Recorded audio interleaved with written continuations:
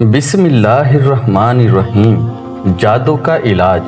روایت میں ہے کہ لبید بن عاصم یہودی اور اس کی بیٹیوں نے حضور سید عالم صلی اللہ علیہ وآلہ وسلم پر جادو کر دیا تھا، جس کا اثر حضور صلی اللہ علیہ وآلہ وسلم کے جسم مبارک پر نمودار ہوا، لیکن آپ کے قلب اور عقل و اعتقاد پر اس کا کچھ بھی اثر نہیں ہو سکا۔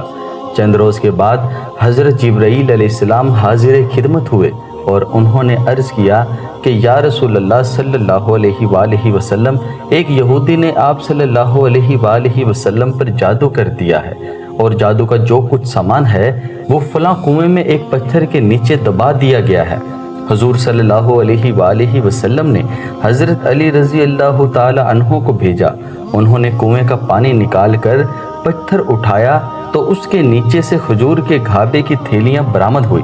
اس میں حضور صلی اللہ علیہ وآلہ وسلم کے موئے مبارک جو کنگھی سے ٹوٹے تھے، اور کنگھی کے ٹوٹے ہوئے کچھ دندانے، اور ایک ڈور یا کمان کا چلہ جس میں 11 گرہیں لگی ہوئی تھیں، اور ایک موم کا پتلا جس میں 11 سوئیاں چبھی ہوئی تھیں، یہ سب سامان پتھر کے نیچے سے نکلا، اور یہ سب سامان حضور صلی اللہ علیہ وآلہ وسلم کی خدمت میں لایا گیا۔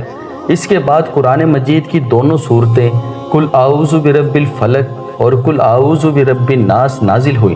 ان دونوں صورتوں میں 11 آیتیں ہیں۔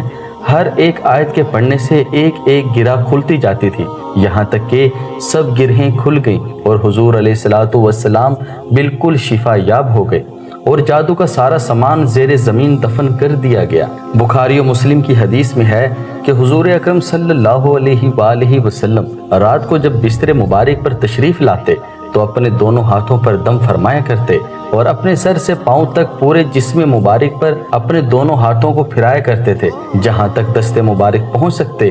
یہ عمل 3 مرتبہ فرماتے۔